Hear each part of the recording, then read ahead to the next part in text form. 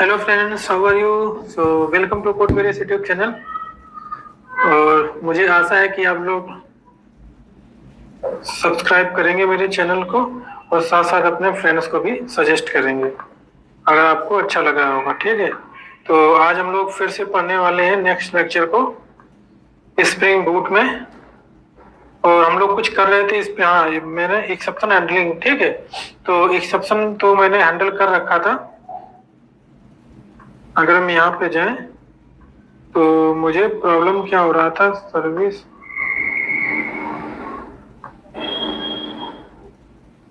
Layer हमारी, ठीक है, तो ये हमने एक्सेप्शन को हैंडल कर रखा था।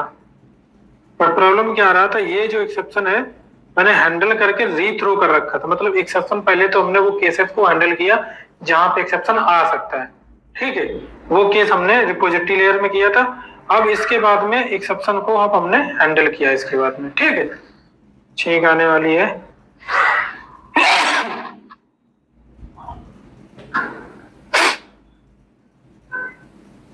तो अब हमने उनको हैंडल करके रीथ्रो मार दिया। क्यों रीथ्रो मार दिया? क्योंकि हम उनको कंट्रोलर तक नहीं ले जाना चाहते, हम कोई अलग अल्टरनेट वे प्रोवाइड करते हैं, ठीक है। यही इसका फॉर्मूला होता है। एक्सेप्शन हैंडलिंग का मतलब ये नहीं होता एक्सेप्शन आएगी नहीं, ठीक है। इसका मतलब एक्सेप्शन आएगी बट उसका हम अल्टरनेट पाथ प्रोवाइड कर देंगे, ठीक है। अल्टरनेट पाथ, तो अल्टरनेट पाथ हम कैसे प्रोवाइड करेंगे एक्सेप्शन को? एक तो ये होता है, देखो, नंबर एक तो हमारा एक्सेप्शन जो होता है लोकल लेवल पे हैंडल कर सकते हैं, ठीक है।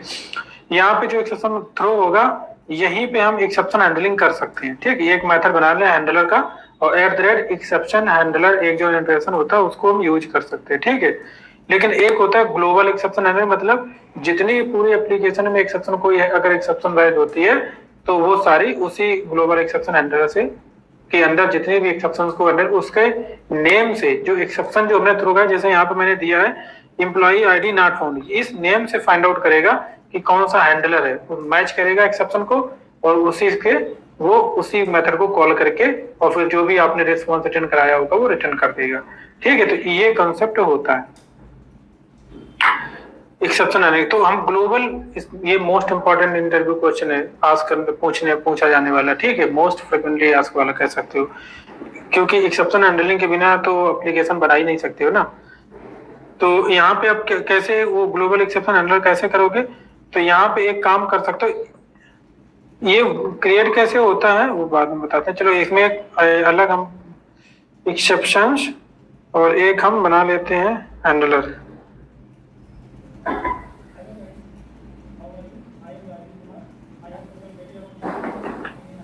ये पैकेज बनाते हैं, सॉरी, पैकेज इसको बनाना था मुझे, ठीक है। और इस क्लास का नाम हमें देना है ग्लोबल एक्सेप्शन हैंडलर, ठीक। तो पैकेज तो नहीं बन पा रहा है, साथ में इक्लिप्स होता तो साथ में पैकेज भी क्रिएट हो जाता, ठीक है। ग्लोबल एक्सेप्शन हैंडलर हम बना रहे हैं डायरेक्टली, उसी को हम बता देंगे कि कैसे लोकल लेवल पे भी हैंडल कर सकते थे। पैकेज वीडियो क्योंकि ज्यादा लंबा हो जाता है इसलिए हम थोड़ा शॉर्ट में चलेंगे। यहाँ पे आए एक्सेप्शन हैंडलर में, तो ये हमारा एक एक्सेप्शन हैंडलर वाला पैकेज बनाया। एक्सेप्शन हमारी ये है। यहाँ पे रिस्पॉन्स भी हम बना सकते थे, ठीक है, रिस्पॉन्स टाइप। यहाँ पे हम ऐसे एक क्लास और बना सकते हैं, एम्प्लॉई, या हम कह सकते हैं डिफॉल्ट रिस्पॉन्स, ठीक। यहाँ पे हम डाल सकते हैं private int ID, private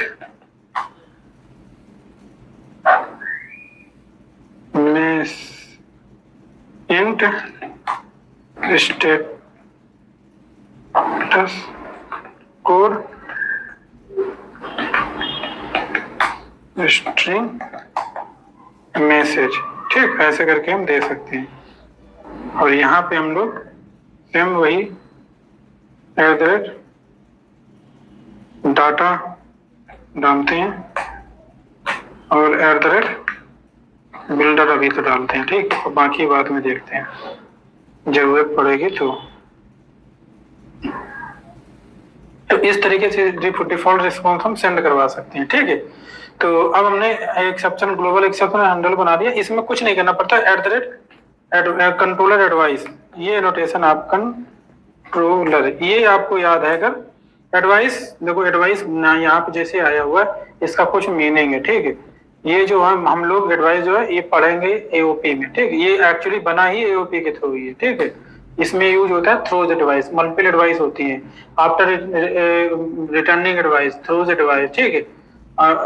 method ये क्या कहते हैं, और बिफोर एडवाइस, ठीक है, आफ्टर एडवाइस, ऐसे करके बहुत सारी एडवाइस होती है। तो वो हम लोग पढ़ेंगे एओपी में कॉन्सेप्ट प्रॉपरली, और ये बना ही एक एओपी के कॉन्सेप्ट के थ्रू है, ठीक है। अभी हम लोग लॉगिंग करेंगे ना, तो उसमें हम लोग एओपी का फिर यूज भी करेंगे, कैसे हम लोग कहाँ पे यूज कर सकते हैं। अभी तो हम लोग ध्यान देते हैं सिर्फ एक्सेप्शन हैंडलिंग में, ठीक। पब्लिक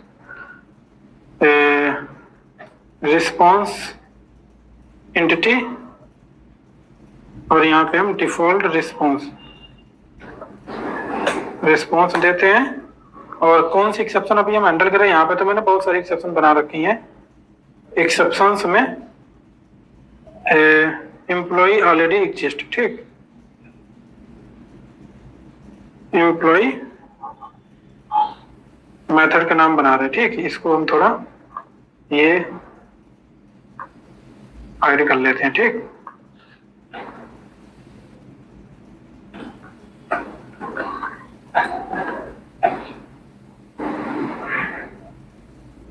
ठीक, ये मेथड बनाया। दूसरा देखो डिफॉल्ट रिस्पॉन्स मैंने दे रखा है, जिसमें जो हमें हर जगह रिटर्न करवाना है, ठीक। 3 हमने एक्सेप्शन है, employee ID not found,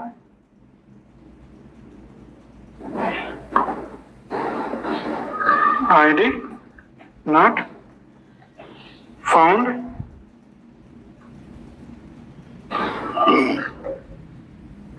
no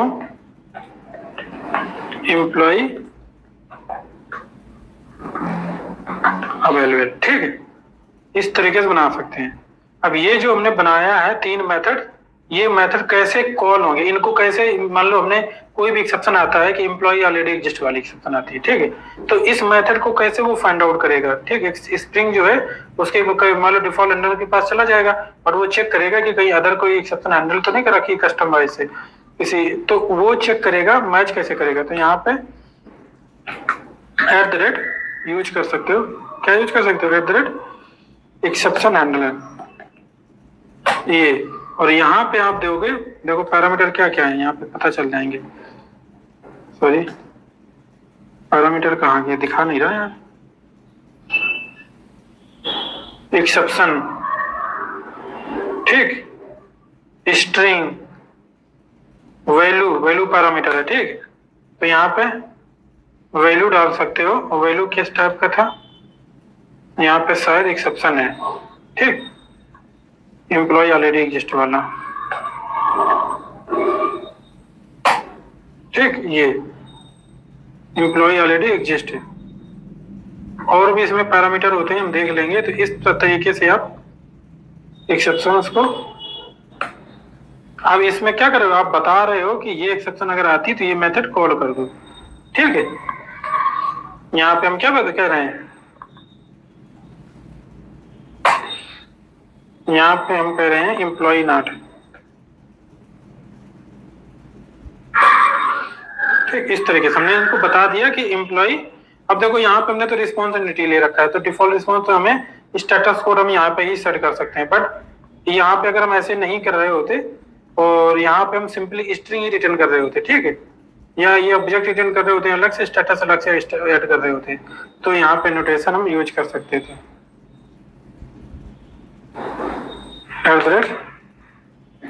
response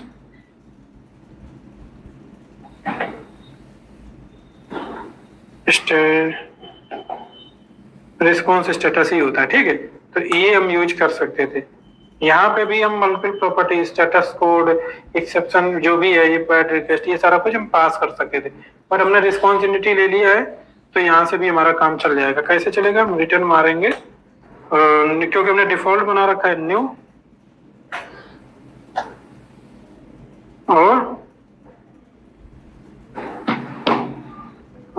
response entity यहाँ पे हम नहीं, ऐसा नहीं, दूसरा तरीका मैं बनाते, ठीक। रिस्पॉन्स एंटिटी डॉट स्टेटस, यहाँ पे हम पास करेंगे। अब क्या क्या पास करना है स्टेटस में, क्योंकि आपका तो ये अलग टाइप का है, तो HTTP स्टेटस डॉट, क्योंकि आपका एक्सेप्शन किस टाइप का है, एम्प्लॉय ऑलरेडी एग्जिस्ट टाइप का है। तो यहाँ पे देखो कोई ऐसा है जिसको आप ऐड कर सकते हो। बैड गेटवे क्रिएटेड हो नहीं सकता, resolve value bad request conflict कर रहा है, क्योंकि ऑलरेडी एग्जिस्ट कर रहा था, कॉन्फ्लिक्ट डाल सकते हो।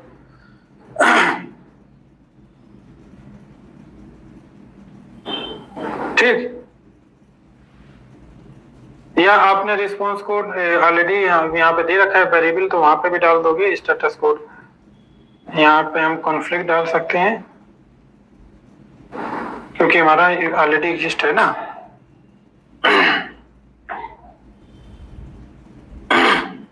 बॉडी में हम देखो डाल रहे हैं, ये डालना है डिफॉल्ट रिस्पॉन्स, ठीक। तो ये हम कैसे क्रिएट करेंगे, डॉट बिल्डर, ठीक। इस तरीके से हम बिल्ड कर देंगे। यहाँ पे आपको जो भी सेट करना है, मैसेज देना है, मान लो डॉट आईडी देना है, आईडी देना है, वो दे सकते हो, ठीक है। डॉट मैसेज देना है, आप मैसेज दे सकते हो।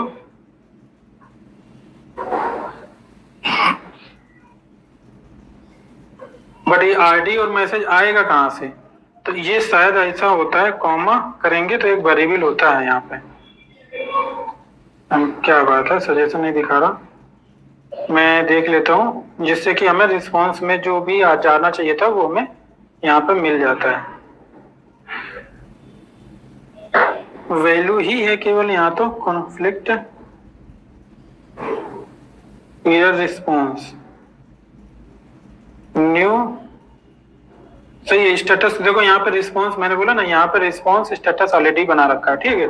तो इस प्रकार से रिस्पॉन्स स्टेटस अगर दे रहे हो तो यहाँ पे रिस्पॉन्स एंटिटी देने की जरूरत ही नहीं आपको, क्योंकि आपको रिस्पॉन्स एंटिटी इसीलिए क्योंकि कंबाइन करना चाह रहे थे ना, ऑलरेडी आपने ये बना रखा है। तो रिस्पॉन्स में जो आपने जो भी है कॉन्फ्लिक्ट वैल्यू वो डाल, इंट वैल्यू जो होगा, मैसेज होगा, वो डाल सकते हो। बट एक्चुअली ऐसा होता है कि यहाँ पे वो डेटा यहाँ पे मिल सकता है। एक्चुअली ये थ्रोज डिवाइस टाइप का अगर है तो एक्सेप्शन जब थ्रो होता है तो रिटर्न वाली वैल्यू नहीं मिलती है। बट इसको हम आगे आगे थोड़ा समझेंगे, अगर ऐसा होता देखेंगे, मुझे याद नहीं है। पर ऐसा अगर कुछ होता है कि रिस्पॉन्स यहाँ पे मिल जाए, ठीक है, कुछ डेटा जो मेथड का पैरामीटर का डेटा है वो तो मिलना चाहिए ना, ऐसा नहीं हो सकता है ना। तो हम यहाँ पे इस जगह पे कुछ ऐसा होना चाहिए था कि मेथड पैरामीटर हमें मिल जाना चाहिए था, या फिर हमें एक कोई भी सजेशन नहीं दे रहा ना ये तो।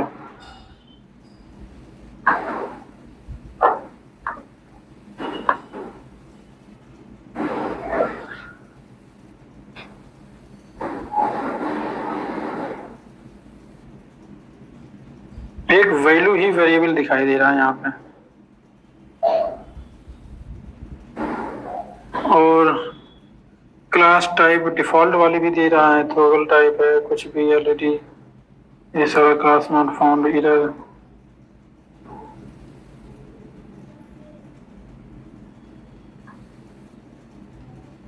या तो फिर डिफॉल्ट एक्सेप्शन डाल सकते हो या फिर आप अपना कस्टम एक्सेप्शन डाल सकते हो, इसीलिए कस्टम एक्सेप्शन के लिए वैल्यू वेरिएबल जो है दिया गया है, ठीक है।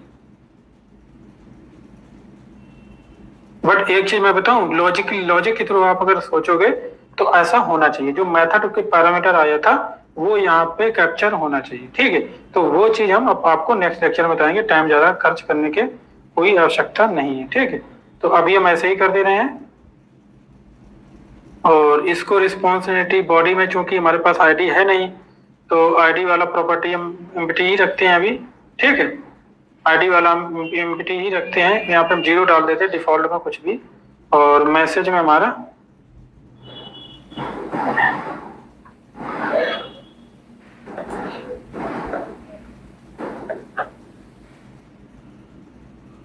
एम्प्लॉय एग्जिस्ट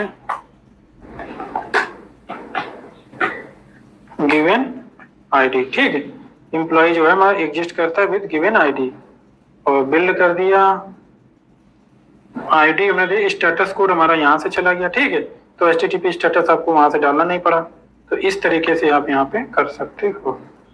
इसको हम ऐसा करते हैं, यहाँ से कॉपी ऐसे मारते हैं, लाइन हालांकि चेंज रहेगी हर जगह, तो कंट्रोल डी से हम इसको रिमूव भी कर सकते हैं, ठीक है। तो इस तरीके से हैंडलर हम बनाते हैं। तो यहाँ पे हमारा क्या है, एम्प्लॉय नॉट फाउंड, ठीक है। यहाँ पे तो हमारा ऑलरेडी एग्जिस्ट कर रहा था, तो वो अलग केस हो गया। यहाँ पे एम्प्लॉय आईडी नॉट फाउंड है, तो स्टेटस कोड आप चाहें तो बदल सकते हो, यहाँ पे नॉट फाउंड, ठीक है। और ये कंट्रोल जेड करते हैं, नॉट फाउंड,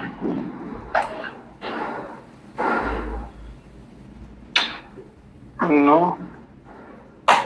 नॉट फाउंड, ठीक।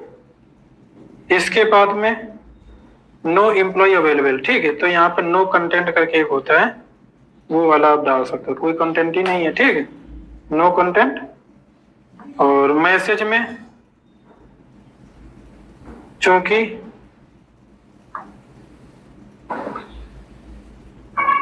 There is no employee object available, कुछ भी लिख सकते हो ऐसे, ठीक है। इसके बाद में आईडी, देखो अभी हम एम्प्टी डाल रहे हैं, नेक्स्ट जब भी हम देखेंगे इसका रिसर्च करेंगे आपको बताएंगे जरूर, ठीक है। Employ not found, ID not found, ठीक।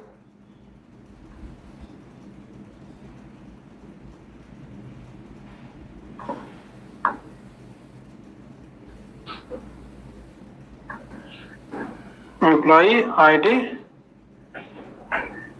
डज नॉट एग्जिस्ट, ठीक, ऐसे भी लिख सकते हो।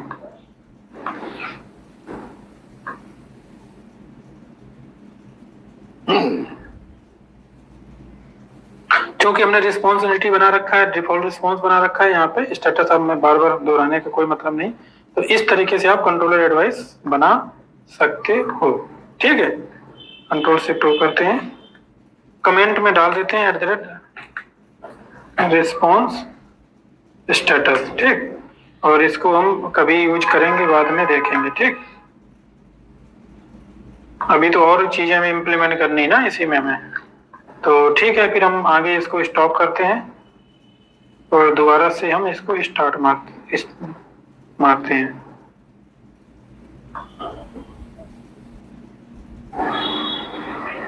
एक बार हम क्लीन बिल्ड मार देते हैं तो जिससे अच्छा रहेगा, ठीक है।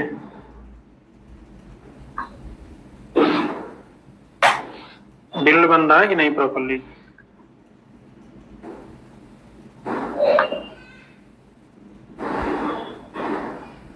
चलो कंपाइलेशन फेल्योर दिखा रहा है, ठीक। तो इसका मतलब यहाँ पे रेड साइन होना चाहिए था कहीं। कंपाइलेशन फेल्योर कौन सी क्लास है, error main code repo employee, अच्छा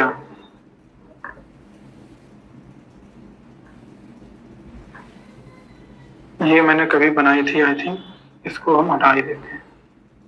कहाँ गया employee repository exception handler repo में, ठीक है, ये हम डिलीट मार देते हैं।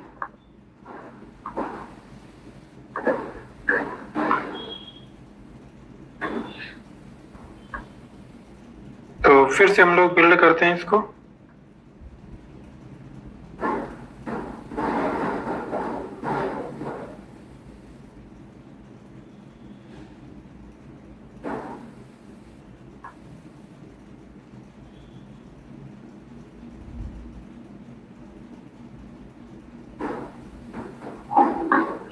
अच्छा ये सर्विस में ये कहाँ पे यूज हो रहा है भाई,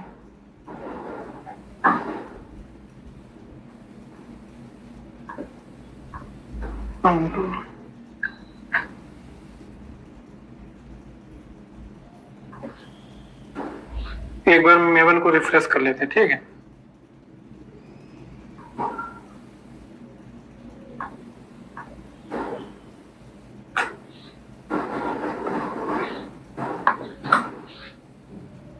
जल्दी से बिल्ड बन जाए और ये मेरा कंप्लीट हो जाएगा। ठीक, एक्सेप्शन हैंडलिंग काफ़ी काम हमने लास्ट लेक्चर में ही कर लिया था, इसलिए काफ़ी इजी हो गया।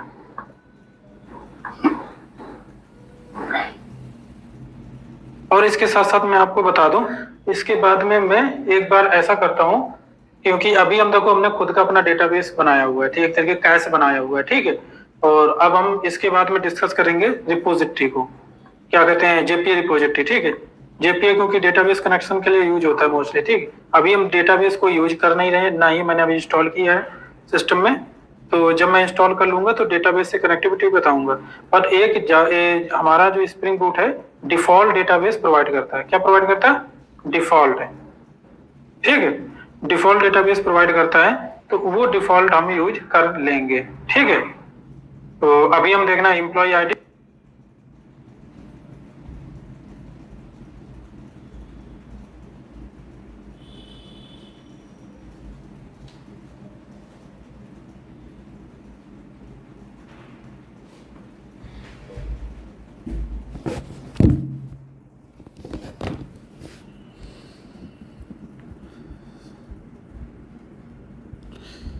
सो हेलो गाइस, सो एक्चुअली यहाँ पे माइक मेरा बंद हो गया आई थिंक, तो वॉइस कट चुकी है और ये वॉइस मैंने बाद में ऐड किया हुआ है। और अभी तक हम लोगों ने जो पढ़ा हुआ है एक्सेप्शन हैंडलिंग में, उसी को हम लोग शायद टेस्ट कर रहे हैं। मैंने बाद में ये देखा हुआ है, एक दिन बाद जब अपलोड करना था, तो जो हम लोगों ने ग्लोबल हैंडलर बनाया हुआ है उसी को हम लोग टेस्ट करेंगे जब भी हम यहाँ से कोई भी रिक्वेस्ट करेंगे। और जहाँ से एक्सेप्शन हमने सर्विस लेयर में थ्रो किया हुआ है, वहाँ पे जाने के बाद एक्सेप्शन थ्रो होगा और वो हमारा ग्लोबल एक्सेप्शन हैंडलर है, वहाँ पे हैंडल होगी एक्सेप्शन और कैप्चर होगी और वहाँ पे प्रॉपर रिस्पांस भेजा जाएगा, जो कि यहाँ पे आपको दिख रहा है, employee ID does not exist. ये जो हमने एक ग्लोबल एक्सेप्शन हैंडलर जो था, वहाँ से हमने जो भी मैसेज डाला था वो मिला है। आरडी हमारा 0, स्टेटस को 0 है, क्योंकि हमने अभी ऐड नहीं किया हुआ है, ठीक है।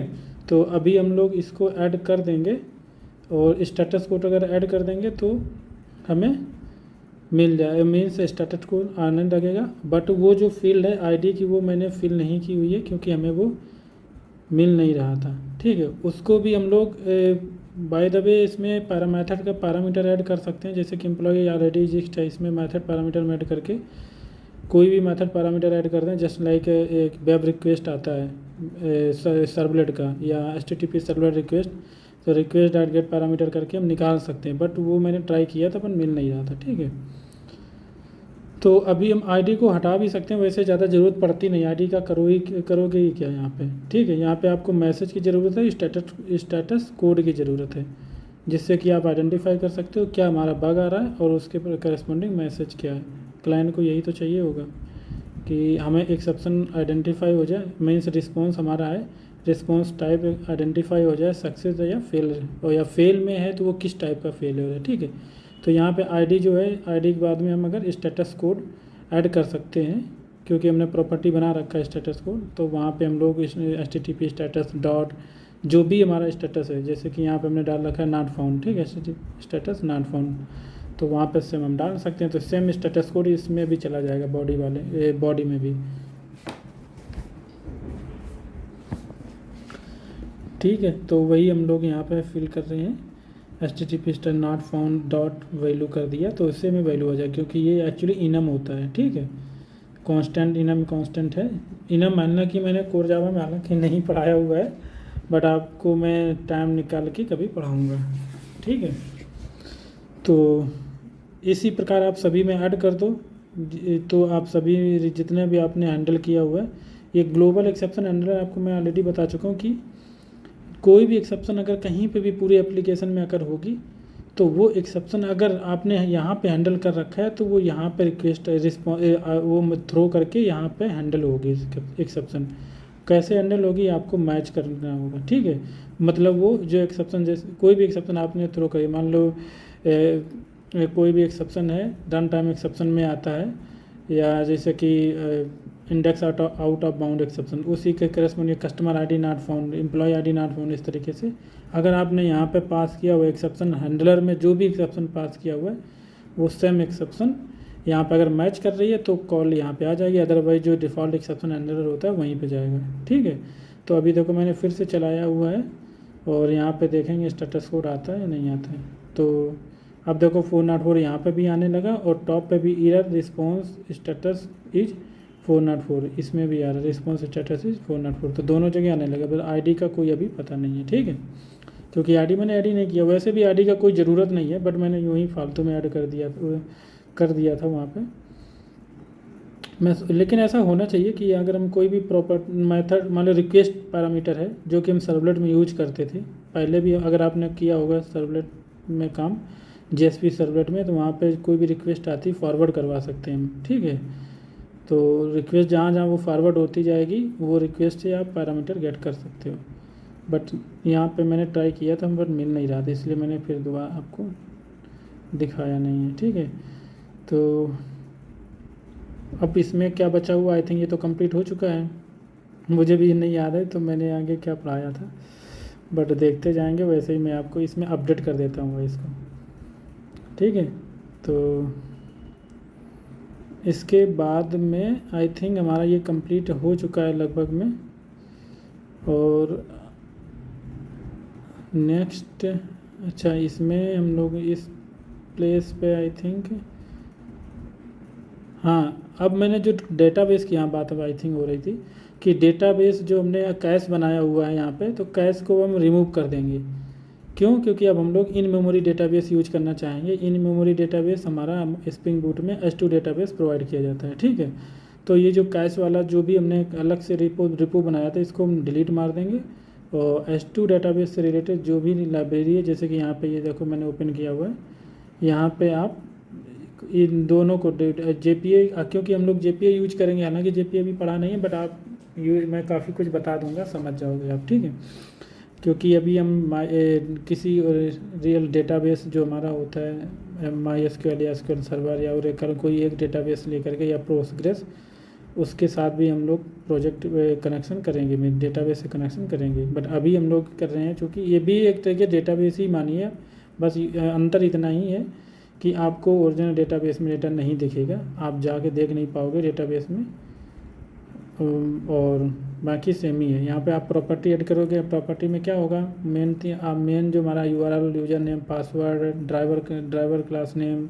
ठीक है, डायलेक्ट, यही चीज़ें हैं। बट डायलेक्ट क्या है, ये सारी चीज़ें मैं अब डिस्क्राइब कर दूँगा। जैसे कि यहाँ पे S2 कंसोल अनेबल, इसका मतलब कंसोल अनेबल किया हुआ है, ट्रू किया हुआ है। URL हमारा इसका जो दिया जाता है वही कॉपी पेस्ट मार कहीं पे भी उठा के रख सकते हो आप। ठीक है, ड्राइवर क्लास नेम, ड्राइवर हमारा फिक्स है, यूजर नेम ऐसे ही दोगे। ठीक है, पासवर्ड ही होता है इसका, जो इसका डिफ़ॉल्ट होता है वही यूज किया हुआ है। ठीक है, अपनी तरफ से आप नहीं है इसमें बना सकते हो।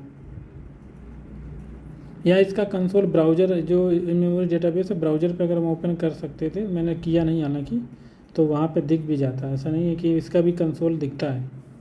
ये जो इन मेमोरी डेटाबेस होता है इसका दिखता है कंसोल ब्राउज़र पे अगर हम चाहेंगे तो।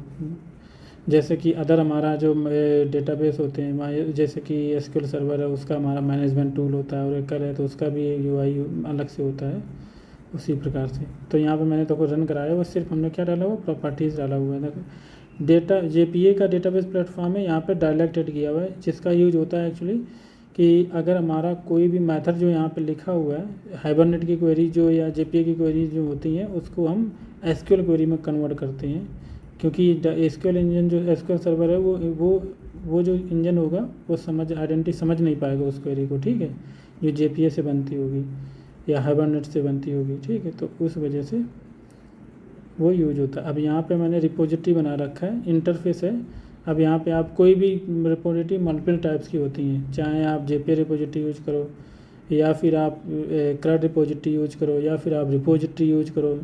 ठीक है, तो ये इंटरफेस है, JPA CRUD रिपोजिटरी मैंने यहाँ पे यूज कर रहा हूँ, तो ये एक इंटरफेस है। यहाँ पे आप जेनेरिक इसमें क्योंकि होता है तो इसमें बताना पड़ेगा आपको कि पहला 2 पैरामीटर होते हैं, बताने होते हैं। पहला जैसे कि TID, ठीक है, T का मतलब जेनेरिक टाइप, ID को तो ID आपको पास करना है, जो भी ID होगी। जो ID यहाँ पे एक्चुअली प्राइमरी की होती है, कोई भी एंटिटी जो हमारा क्लास बना होगा, जैसे एम्प्लॉई है तो एम्प्लॉई जो हमारा है ये हमारा इसकी ID इसमें देंगे हम लोग, तो वो आईडी हमारी किस टाइप की है, हमारी इंट टाइप की है, तो यहाँ पे इंट दूसरे पैरामीटर रहेगा, फर्स्ट पैरामीटर में हमारा एम्प्लॉय रहेगा। ठीक है, तो अभी हम यहाँ पे ऐड करेंगे। यहाँ पे देखो एम्प्लॉय मैंने ऐड कर दिया है, कहाँ अभी नहीं ऐड किया है, अभी मैं कुछ बता रहा था रिकॉर्ड तो हो नहीं पाया है। या एम्प्लॉय कॉमा आईडी, ये आई थिंक मुझे पहले, मैं वीडियो मोस्टली देखता नहीं हूँ जो मैं बनाता हूँ, बट मैंने पहली बार काफ़ी दिन बाद देखा है, तो मुझे लग रहा है कि पीछे काफ़ी चीज़ें हाइड हो जाती हैं अगर मैं लेफ़्ट में इसको नहीं स्क्रॉल करता हूँ। मैं ध्यान रखूँगा आगे चल के कि आईडी को, जो भी एडिटर है इसका जिसमें हम लोग लिखते हैं, इसको लेफ़्ट में कर दें। अब यहाँ पे देखो मैं पूरा ही भूल गया कि पूरा आधा कर दिया मैंने पेज को। तो JPA यहाँ पे देखो मैं बता रहा था आई थिंक कुछ भी, ये डायलेक्ट के बारे में ही बता रहा आई थिंक।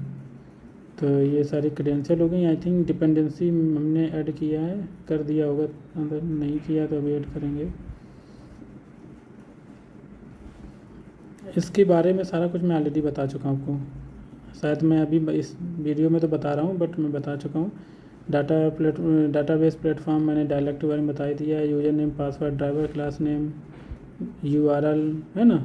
ड्राइवर जो होता है आपको पता ही है, आप JDBC अगर यूज करोगे, JDBC नहीं सॉरी हाँ जावा JDBC यूज करोगे तो आपने वहाँ पे यूज किया होगा। ड्राइवर को पहले लोड करते हैं, कैसे करते हैं, class dot for name, driver का नेम देते हैं। ठीक है, तो ड्राइवर जब हमारा लोड हो जाता है तब हम लोग आगे प्रिपेयर स्टेटमेंट है, जो भी स्टेटमेंट क्रिएट करते हैं। ठीक, वो चीज़ होती है यहाँ पे, कुछ भी नहीं है। मेमोरी डेटाबेस में आपको सिर्फ ये प्रॉपर्टी देना है जो भी क्रेडेंशियल्स होती है डेटाबेस की, और आपको मेमोरी डिपेंडेंसी देना है और ये हो जाएगा। देखो यहाँ पे मैंने उसको कमेंट कर दिया, हटा दिया। ठीक है, क्योंकि अब उसका यूज नहीं रहा हमने। अब हम लोग रियल रिपोजिटरी बनाएंगे, यहाँ पे रिपोजिटरी यूज करेंगे एम्प्लॉय, जो कि इन मेमोरी डेटाबेस के लिए एम्प्लॉय रिपोजिटरी, और उसी का रेफरेंस यहाँ पर रिप्लेस कर देंगे हर जगह पे। ठीक है, तो ये देखिए, तो यही कर रहा हूँ मैं रिप्लेसमेंट। अब इसका मेथड चूँकि हमारा इसमें मेथड जो फाइंड डाल होता है, ठीक है, तो इसके जो भी मेथड्स हैं CRUD ऑपरेशन वाले, जैसे गेट, पुट, पोस्ट, डिलीट ऐसे करके, तो इसके मेथड फाइंड के लिए फाइंड डाल होता है। ठीक है, गेट करने के लिए फाइंड डाल मेथड यूज करते हैं, जहाँ पे आप सारे रिकॉर्ड आपको मिल जाएंगे। बट यहाँ पे प्रॉब्लम आई थिंक ये है कि रिस्पॉन्स टाइप इसका कुछ टेबल टाइप का होता है। ठीक है, तो उसको आप उसके लिए आपको इटरेट करना ज़रूर पड़ेगा। तो उसके लिए आप कई तरीके अपना सकते हो। या तो फिर आप उसको एक तरीके से इटरेटर से इटरेट करो, फिर अलग ऑब्जेक्ट बना करके उसमें ऐड करो एलिमेंट को। ठीक है, तो ये तरीका हो गया। दूसरा, आप डायरेक्टली आप इसको फॉर ईच में यूज करके आप नया ऑब्जेक्ट बना करके जब आप find all dot for each करोगे, तो उसमें जो हमारा कंज्यूमर होता है या सप्लायर होता है, कंज्यूमर तो नहीं होता है आई थिंक, हाँ कंज्यूमर नहीं होता, सप्लायर ही होगा फॉर ईच में, क्योंकि हम लोग इसमें कुछ भी पास कर। कंज्यूमर में क्या होता है, मैं कन्फ्यूजन में पड़ जा रहा हूँ। कंज्यूमर में क्या होता है कि हम लोग कुछ जो पैरामीटर कुछ पास करते हैं और वहाँ पे रिटर्न ट्रू फॉल्स आता है आई थिंक। ठीक है, सप्लायर में क्या होता है, हम कुछ भी पास नहीं करते हैं फिर भी रिटर्न, ठीक है, रिटर्न कुछ देता है। तो यहाँ पे सप्लायर में आप क्या करोगे, फॉर ईच, ये एक तरीके से टर्मिनल ऑपरेशन होता है। ठीक है, इसके आगे कोई ऑपरेशन नहीं कर इंटरमीडिएट और टर्मिनल ऑपरेशन मैंने आपको बताया था। ठीक है, तो इसमें आपको इटरेट करोगे, तो यहाँ पे लैम्डा एक्सप्रेशन हम यूज कर रहे हैं। देखो यहाँ पे मैंने गलती कर दी फिर भी, कि लेफ्ट में पूरा नहीं किया मैंने, और जिसके थ्रू हम लोग जो भी EMP है, EMP टेंस टू EMP जो आएगा, और इसको ऑब्जेक्ट को हम डायरेक्टली ऐड कर देंगे एम्प्लॉयज़ में। तो एम्प्लॉयज़ डॉट ऐड EMP ऐसे कर दिया होगा मैंने। ठीक है, क्योंकि इसमें रिटर्न तो कुछ करना नहीं है। ठीक है, पास तो करेंगे बट रिटर्न तो मुझे कुछ यहाँ पे देना नहीं है। ठीक, तो इस वजह से वो ऐड हो जाएगा, फिर डायरेक्टली रिटर्न एम्प्लॉय कर देंगे। तो इस तरीके से मैंने किया हुआ है।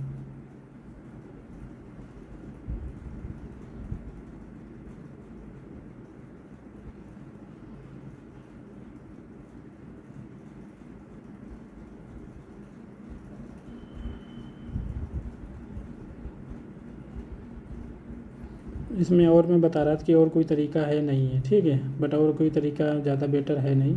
यहाँ पे इटरेटर देखो, फॉर ईच है, नोटिफाई, स्प्लिटेटर है, और कुछ भी नहीं, कोई मेथड ऐसा है नहीं, ठीक है।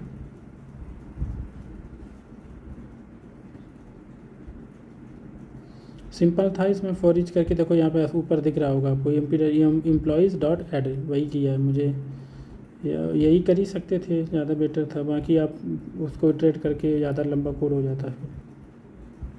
इसमें इसके बाद में फाइंड बाई आईडी कर दिया। यहाँ पे भी देखो एक प्रॉब्लम होता है, ये ऑप्शनल होता है, तो डॉट गेट करेंगे क्योंकि ऑप्शन रिटर्न करता है ये, ठीक है। ऑप्शनल मैंने इसीलिए पढ़ा दिया था आपको।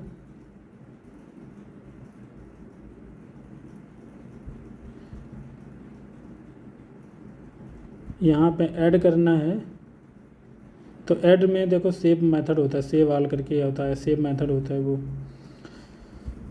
ठीक है।